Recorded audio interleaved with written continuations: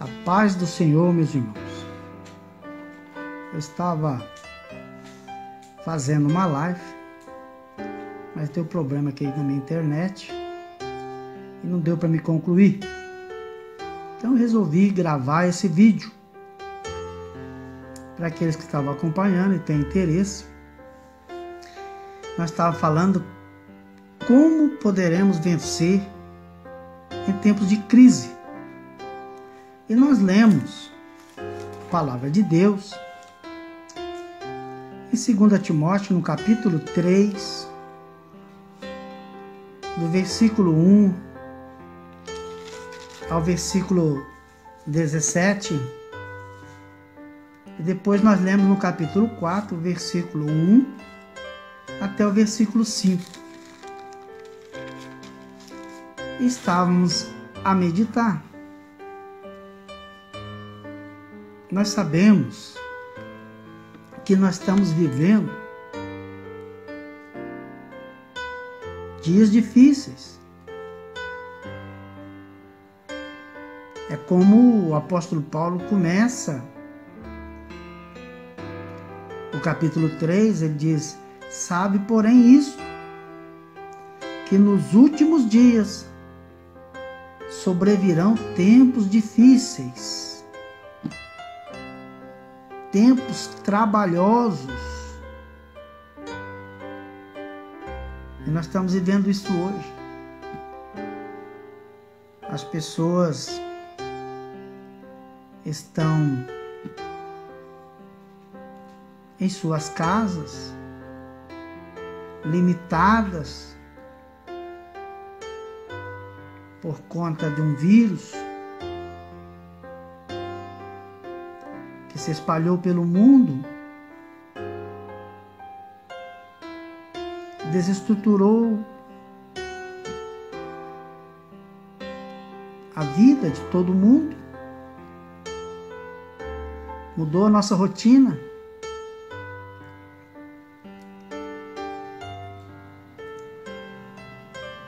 E nos colocou dentro do nosso lar para que nós pudéssemos refletir acerca da nossa vida, acerca dos nossos relacionamentos e acerca de como nós estamos servindo a Deus. Mas isso é bíblico. A Bíblia Sagrada, ela deixa registrado que esses tempos viriam, estaríamos vivendo ele, e ele chegou. Agora cabe a nós compreendermos como nós devemos nos portar e como nós devemos sair dessa situação. Como cristão, mais fortalecido espiritualmente, porque vamos ter tempo bastante para clamarmos, para meditarmos, para entendermos a situação. Que Deus tenha misericórdia de nós, que nós possamos aprender com essa circunstância que assola as nossas vidas. Mas voltando à palavra, o apóstolo Paulo, ele está preso em Roma. E ele está dentro de um calabouço, esperando a hora de ser morto. Seu martírio está próximo. A igreja lá fora era só perseguição. Então Paulo, ele vai escrever a segunda epístola a Timóteo, dando as últimas recomendações, porque ele é um jovem pastor, estava doente e era tímido. Paulo vai alertá-lo, vai orientá-lo, vai fortalecê-lo. Como ele deve enfrentar esse tempo, que para o Paulo, naquela época, era o tempo do fim. Então, Paulo está transmitindo o seu bastão, está entregando a Timóteo a incumbência de dar continuidade, de levar o Evangelho. Para isso, Paulo diz que tanto para Timóteo como para nós, que nós precisamos saber de algumas coisas. Quando ele recebe essa incumbência, o apóstolo Paulo fala, você precisa saber de algumas coisas. Esses tempos não são tempos fáceis, são tempos difíceis, onde a violência, os dias são furiosos. E a sociedade está vivendo um caos, cujo resultado desse caos está no próprio homem. O mal não está lá fora. O mal está dentro do homem. Então Paulo vai dar 4 conselhos para Timóteo, para que ele possa viver neste mundo conturbado e obter vitória, ser bem-sucedido nesses últimos dias. E esses conselhos servem para nós também nos dias de hoje. No versículo 5 do capítulo 3 de 2 Timóteo, ele diz assim: tendo aparência de piedade, mas negando a eficácia dela, destes afasta-se. Paulo está falando para ele, afasta desse pessoal, afasta dessa gente. Mas quem seria essa gente? São aqueles que estão no versículo 2 e 3, que são homens amantes de si mesmo, avarento, presunçoso, soberbo, blasfemo, desobediente a pai e mãe, ingrato, profano. Olha a qualificação desse. Sem efeito natural, irreconciliáveis, caluniadores, incontinentes, cruéis, sem amor para com os bons, traidores, obstinados, orgulhosos, mais amigos dos deleites do que amigos de Deus. Destes, você tem que se afastar. Então a orientação de Paulo para ele, olha, o conselho de Paulo para Timóteo, afasta desse tipo de gente. Afasta dele. E o versículo 10 ele vai dizer, olha, tu porém tens seguido a minha doutrina, modo de viver, intenção, fé, longanimidade, caridade e paciência. Então o que ele está dizendo? Que o apóstolo Timóteo deve seguir a doutrina. Ele manda fugir daqueles que não prestam, mas manda seguir a doutrina, a palavra. Segue, foge, segue. Conselho. E no versículo 14, ele vai dizer assim, tu, porém, permanece naquilo que aprendeste. Agora ele vai mandar ele permanecer. Foge daqueles que não prestam, segue a doutrina e permanece nela. Tá bom assim? Tô crente? Aí no versículo 2 do capítulo 4, ele vai dizer que ele tem que se afastar daqueles tipos de gente, que ele tem que seguir a doutrina, permanecer nela, e agora ele vai dizer, precisa pregar essa doutrina. Entende? Seu chamado? Entende por que você é cristão? Não adianta só se afastar. Não adianta só seguir. Não adianta permanecer como cristão. Você precisa pregar. O que é pregar? É anunciar. É falar de Cristo. Às vezes, no nosso trabalho, na escola, onde quer que a gente esteja, muitos têm vergonha de falar de Cristo. Mas a ordem é: prega. Todo tempo. Fale de Jesus. Ele é a solução para esse caos que nós estamos vivendo. Ele é a razão de nós termos a oportunidade da salvação. Então, o que nós vamos aprender nesse capítulo 3 e os 5 versículos do capítulo 4 de 2 Timóteo?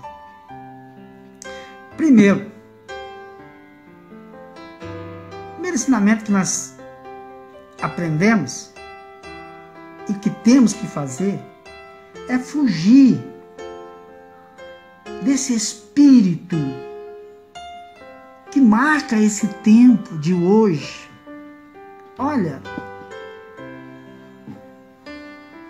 ele fala: porque haverá homens amantes de si mesmos, avarentos, presunçosos, soberbos, blasfemos, desobedientes, de pais, mães, ingratos, profanos, sem afeto natural, reconciliáveis, caluniadores, incontinentes, cruéis, sem amor com os bons, traidores, obstinados, orgulhosos, mais amigos dos deleitos do que amigos de Deus, tendo aparência de piedade, mas negando a eficácia mesmo.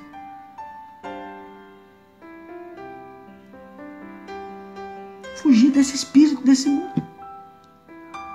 Tem muito cristão que acha que isso é normal. É uma mentirinha. Foge disso. Tem que fugir.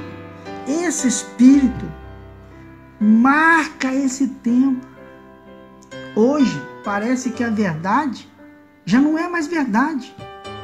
E a mentira está sobrepondo a verdade. De tanto se falar a mentira, ela passa a ser a verdade. Para alguns o aborto é natural. O casamento de homem com homem, mulher com mulher é natural. Aí aos tempos de hoje, não. Foge desse espírito, desse tempo. O espírito desse tempo.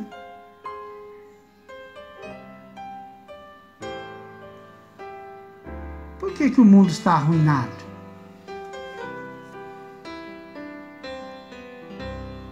Porque os homens estão invertendo os valores de Deus. Vê o versículo 2. Porque haverá homens amantes de si mesmos. Pessoas que amam a si mesmo. O dinheiro, o prazer, o poder. E o que está errado com essas pessoas? É que o amor está mal dirigido. Ao invés de serem amigos de Deus, são amantes de si mesmo. No universo, tem Deus, tem pessoas e tem coisas no universo. E a ordem é: qual é a ordem do universo? Adorar a Deus, que é o Criador do universo, amar as pessoas que são a criação de um Deus e usar as coisas. As coisas são para nós usarmos. Carro, roupa, sapato, é para usar. A ordem é essa. Deus tem que ser adorado. As pessoas têm que ser amadas e as coisas têm que ser usadas. Mas se nós começarmos adorando a nós mesmos, nós iremos ignorar a Deus. Nós iremos amar as coisas e usar as pessoas. Tudo errado. Ordem inversa. A ordem de Deus não é essa. Então esse é o triste diagnóstico que nós vemos da sociedade hoje. Por isso que nós estamos em casa. Quantas famílias que já não tinham mais diálogo, quantas mesas que serviam só para pôr as panelas, depois de lavada, o trem, como diz os mineiros. Hoje nós temos que sentar. Hoje nós temos tempo para conversar. É Deus trabalhando. Sabe como eu vejo esse tempo difícil? Eu vejo como tempo de oportunidade. Tempo de oportunidade. Use esse tempo, meu irmão. Use esse tempo para fazer a coisa certa, a ordem de Deus. Adore a Deus, ame as pessoas e use as coisas. Mas o que traz que consequência traz essa ordem inversa? É o que está dizendo aqui. Pessoas egoístas, que amam o dinheiro e por causa de amar o dinheiro matam, roubam, se corrompem, amam os prazeres, né? Lar, diversão, culto ao corpo, televisão, jogos na internet, futebol e assim vai. Prazer. Os prazeres da vida nos distanciam de Deus, se eles não tiverem sido colocados dentro da ordem que Deus determinou. São pessoas soberbas. Essa ordem invertida leva a pessoa à soberba, a ser jactanciosos, a jactanciar, a ser arrogante, a ser blasfemos, egocêntrico, sem Deus.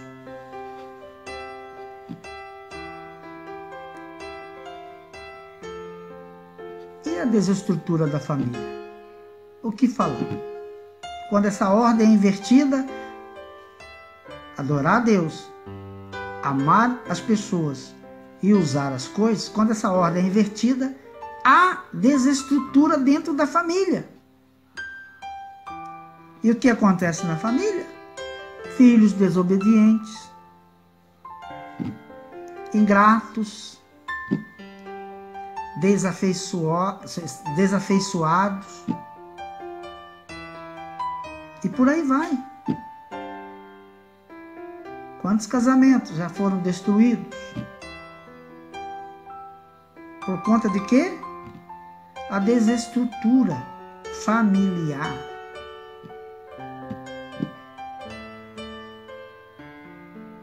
Quando essa ordem é invertida, os relacionamentos são nocivos. Como assim? Você tem um amigo, ele conversa contigo, fala que gosta de você, mas por trás está te caluniando. Você conta um segredo, ele não tem domínio. Não tem domínio. São cruéis. São inimigos do bem.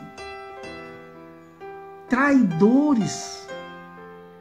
Atrevidos. E por que o mundo está arruinado? Porque há um divórcio aí, meu irmão, entre o espírito e a vida.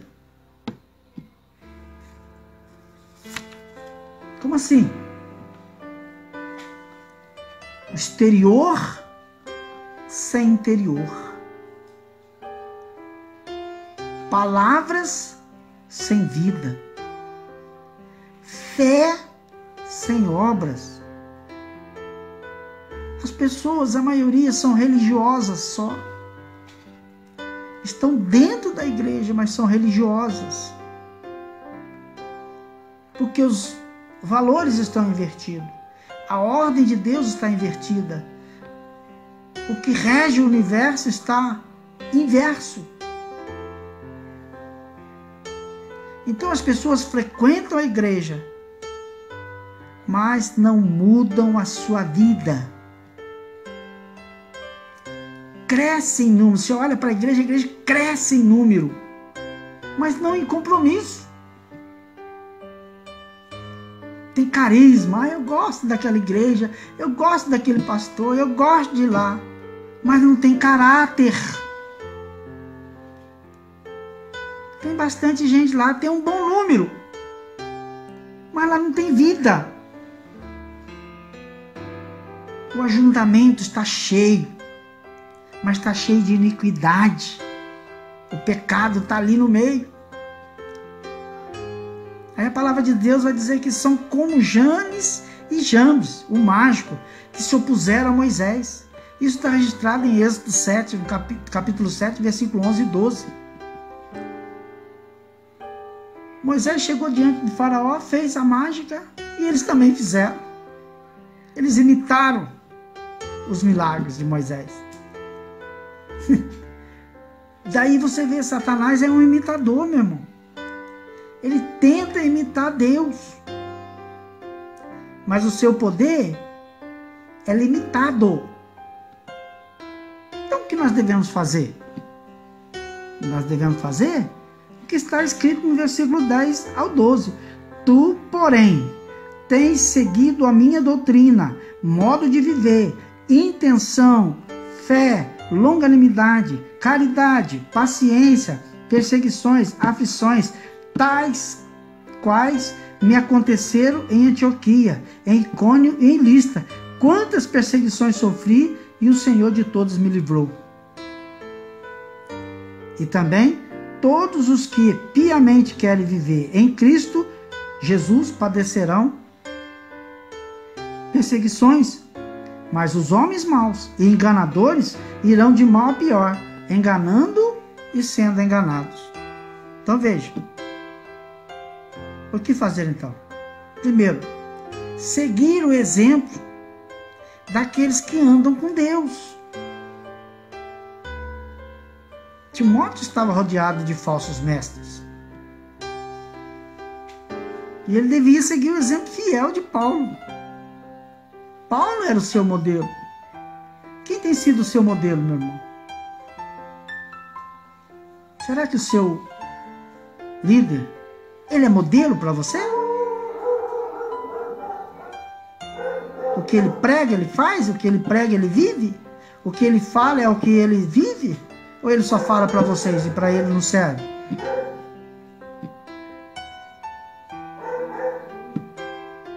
Nós precisamos de líderes que nos sirvam de modelo. Homens que preguem, que falam a verdade. Homens que vivam a verdade. Os impostores, eles querem o quê? Eles querem a glória.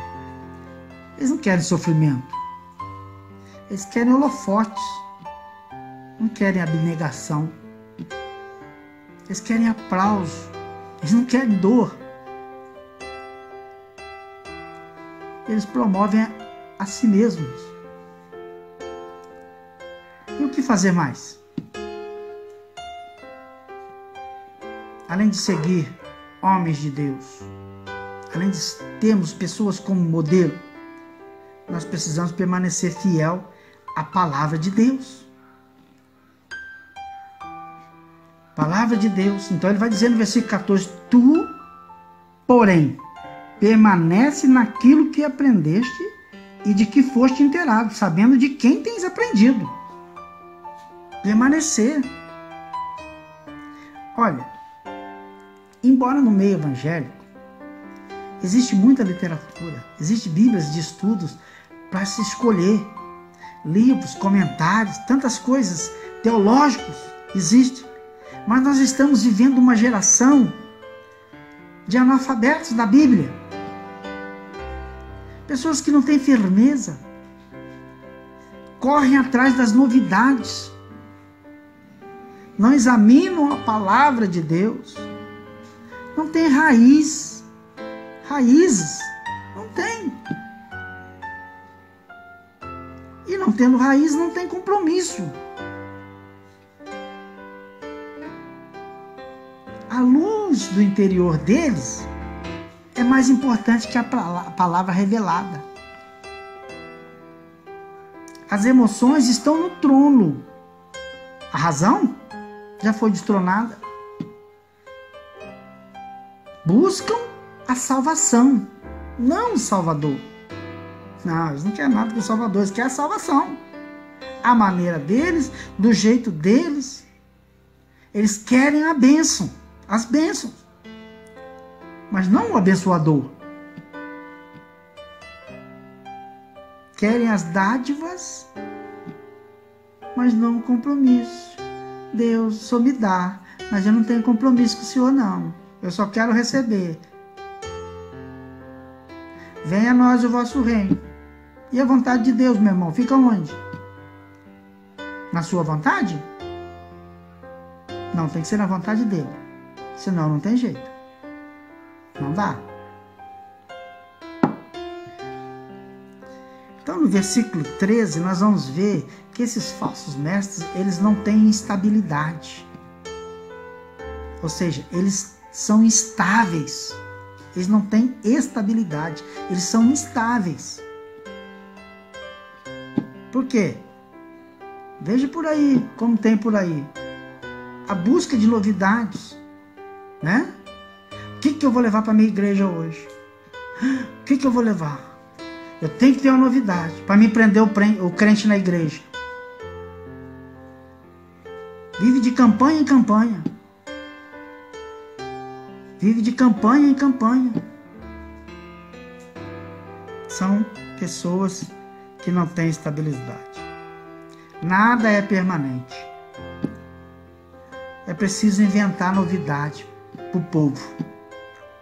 Mas o versículo 14, ele vai falar de quem está estribado na palavra. Ele permanece firme. Permanece firme, irmão. Não tem esse negócio. Então você fica atento às inovações. Tem muitas inovações por aí. Cuidado. O misticismo pragmático. O que é isso, meu irmão? Misticismo quer dizer mistérios. Pragmático é aquilo que é a coisa, o fato. Eu preciso ver, a matéria. Então é um evangelho que os crentes precisam ver acontecer, porque senão não é evangelho. Ah, a minha igreja é muito fria, ela só prega a palavra, não acontece nada. E quem diz que a palavra ela é exteriorizada? A palavra é interiorizada, ela transforma de dentro para fora.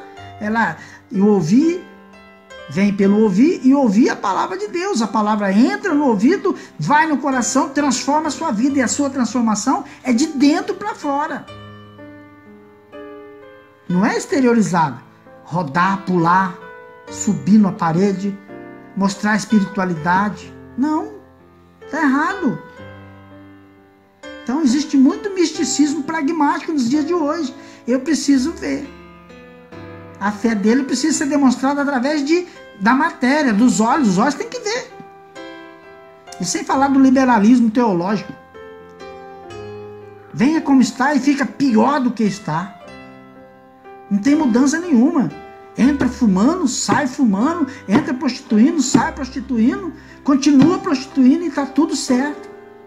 Teologia do liberalismo. Hoje em dia não tem esse negócio não. Está tudo certo. É isso mesmo. Está errado. Uma ortodoxia morta. O que é ortodoxia? Vem do grego ortos, que quer dizer reto. E doxa quer dizer opinião, ou seja, crença correta. Mas como eles não têm nada correto, é uma ortodoxia morta. Então, a palavra de Deus é superior em relação ao engano. No versículo 15, a parte B, nós vamos ver que as escrituras conduzem à salvação. As escrituras, elas anunciam a salvação cristocêntrica.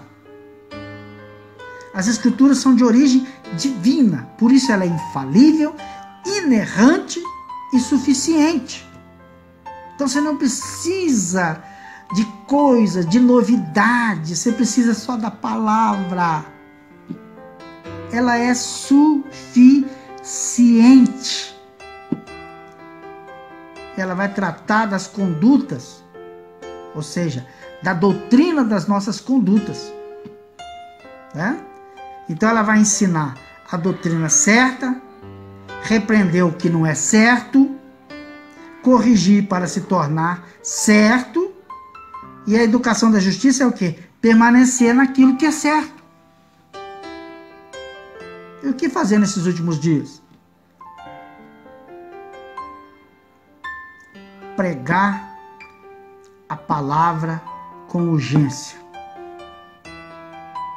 Isso o apóstolo Paulo vai falar no capítulo 4.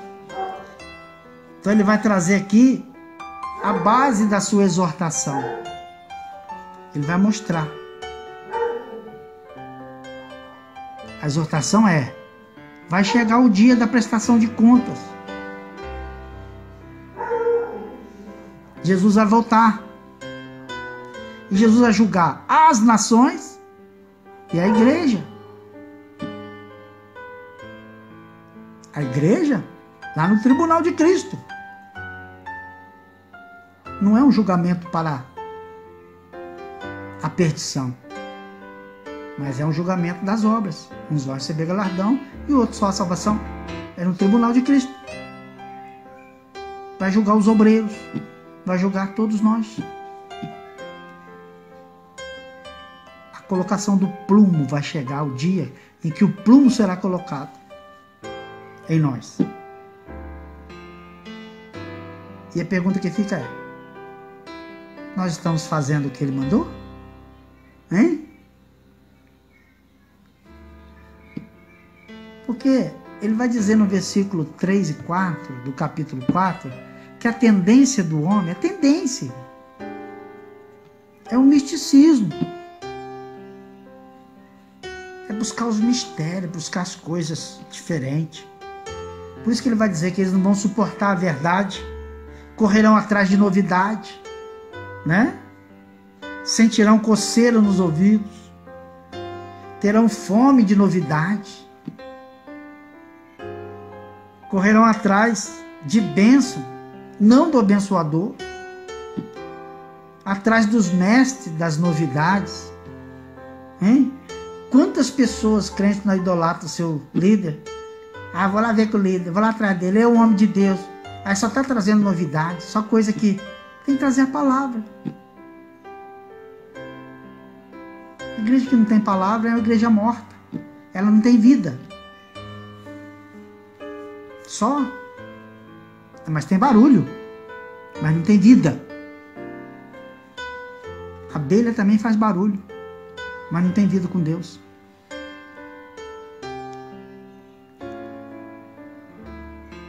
E aqui o apóstolo Paulo diz que eles vão deixar a palavra para consultar os seus profetas. Né? Irmão, vai na igreja hoje. O profeta fulano de tal, vai lá. Ele profetiza o que você quer ouvir. Está cheio de gurus evangélicos por aí. Cuidado, irmão. Foge disso. Corre disso. Mas a natureza da exortação de Paulo, aqui no capítulo 4, está no versículo 2. A ordem de Paulo é: prega a palavra. Não é falar sobre a palavra, é para pregar a palavra. Deus não tem compromisso nenhum com a palavra do pregador. Deus que tem compromisso com a sua palavra. Então, o mundo e a igreja estão precisando da palavra de Deus. Para nós concluirmos, nós estamos vivendo essa crise mundial. Mas nós não podemos esconder, lamentar, ficar calado neste tempo, de jeito nenhum. Enquanto o Senhor Jesus não vem, é tempo de oportunidade, meu irmão, para nós voltarmos para Ele com fidelidade, com amor, com sabedoria, que possamos viver em tempos de crises com conhecimento da palavra de Deus e possamos viver um evangelho que realmente mude a nossa vida e que possamos nos assemelharmos a Cristo no amor, na fé, na sabedoria, para vencermos os tempos difíceis. Que Deus nos abençoe. Que Deus te abençoe.